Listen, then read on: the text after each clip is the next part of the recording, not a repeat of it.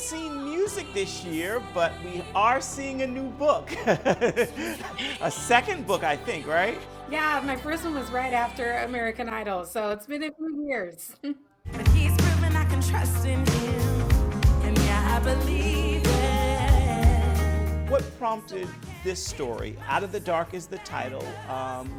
You talk a lot about personal struggles and life. What prompted you to start to share this?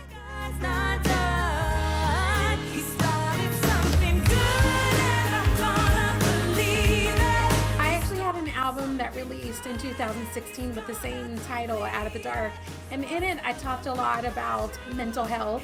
And as I was having those conversations, I realized this is an area that so many people struggle with.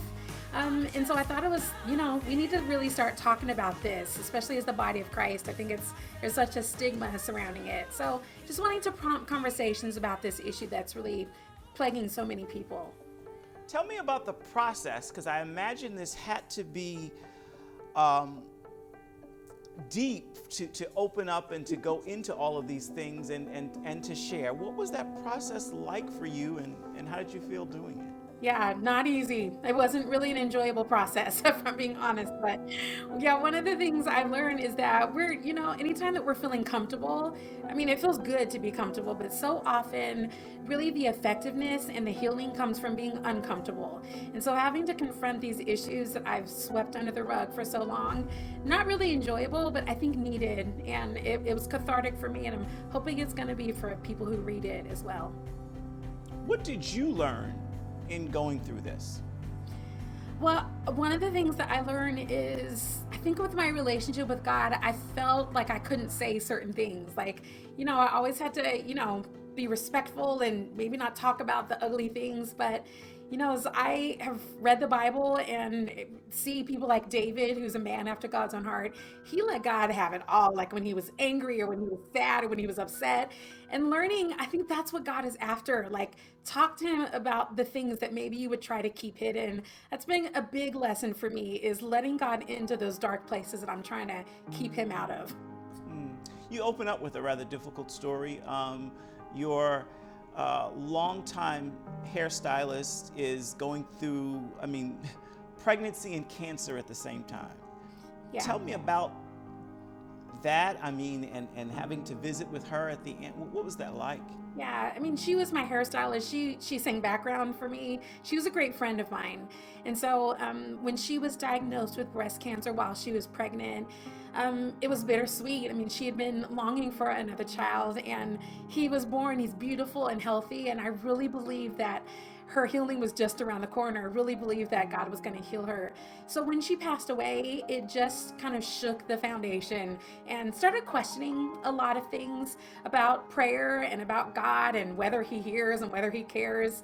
And the darker that it got, like, that is just such a slow fade into depression where I was just sweeping it under the rug and not dealing with it.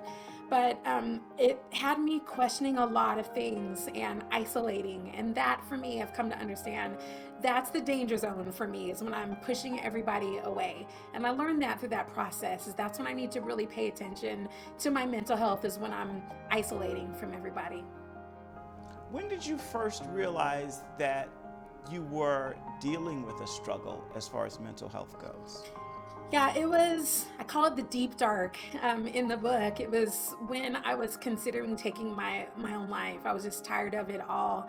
That's when I was like, okay, this is not just going through a bad moment. This is really serious.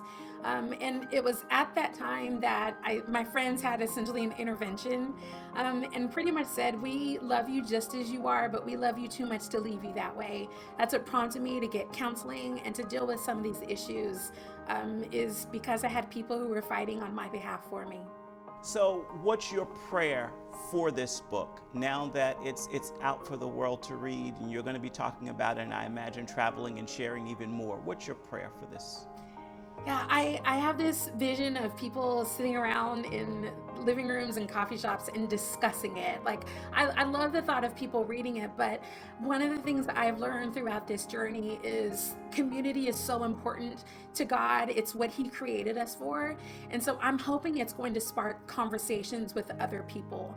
I love people reading my story, but I really wanted to have people looking inward and to say, okay, how do I relate to this story that I just read? And what is God trying to teach me through it? So that's my hope. I hope it prompts conversations that's going to lead people to healing.